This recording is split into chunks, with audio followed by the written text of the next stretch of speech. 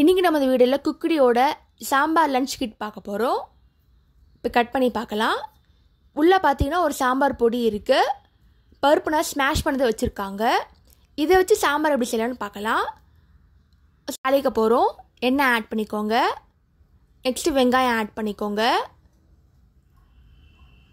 வெங்காயம் எல்லாம் வதங்கணும், நல்லா பொன்னிறமாக ஆகணும்.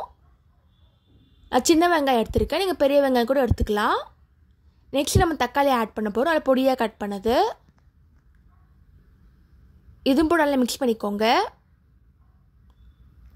இந்த கிட்லேயே எல்லா மசாலாவும் இருக்குங்க. எக்ஸ்ட்ரா தனியாக மசாலா ஆட் பண்ண அவசியம் இல்லை, அப்படியே ஆட் பண்ணாலே போதும். இப்போ லஞ்சு சாம்பார்னால காய் ஆட் பண்ணுறேன். கொஞ்சமாக முருங்கைக்காய், சொரக்காய், உங்களுக்கு எந்த காய் வேணுமே ஆட் பண்ணிக்கோங்க. இப்போ நல்லா மிக்ஸ் பண்ணிக்கலாம். நல்லா கலக்கிக்கோங்க. இப்போ வதக்கிறதுக்கே தண்ணி ஆட் பண்ண போகிறோம்.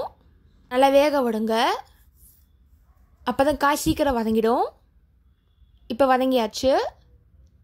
நெக்ஸ்ட்டு மசாலா ஆட் பண்ணிக்கலாம். இந்த சாம்பார் பொடியை இதில் ஆட் பண்ணிக்கோங்க. உங்கள் தேவைக்கு ஏற்ற மாதிரி ஆட் பண்ணிக்கோங்க. இப்போ நல்லா மிக்ஸ் பண்ணிக்கலாம். கொஞ்சம் கொதி வரட்டும், நல்லா வேகணும் காயெல்லாம். இப்போ நல்லா கொதி வருது. நெக்ஸ்ட்டு நம்ம பருப்பு பேக்கெட்டை எடுத்துக்கலாம். அதை இதில் ஆட் பண்ண போகிறோம். சாம்பார் பொடி மட்டும் தனியாக கூட வைக்கிறாங்க குக்கடியில். இது இன்ஸ்டன்ட் கிட்னால உங்களுக்கு பருப்போடு சேர்த்து வருது. இந்த மாதிரி பேக்கெல்லாம் பார்த்தீங்கன்னா டக்குன்னு சாம்பார் செய்கிறதுக்கு யூஸ் ஆகும். இப்போ பருப்பை ஆட் பண்ணிக்கலாம். நல்லா மிக்ஸ் பண்ணிக்க வேண்டியதான். நல்லா கலக்கிக்கோங்க. ஆல்ரெடி குக் பண்ண பருப்பு தான் அது. டெட்ரா பேக் மாதிரி பேக் பண்ணியிருக்காங்க. இப்போ நல்லா மிக்ஸ் பண்ணிக்கலாம். தண்ணி ஆட் பண்ணிக்கோங்க, சாம்பார் திக்னஸ்க்கு ஏற்ற மாதிரி. இப்போ கொதி வரணும், அது இருக்க வெயிட் பண்ணுங்கள்.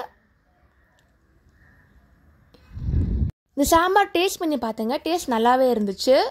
ஹோட்டல் சாம்பார் மாதிரி இருக்குது, நல்லா ஃப்ளேவர்ஃபுல்லாக இருக்குது. இப்போ தாளிக்க போகிறோம்.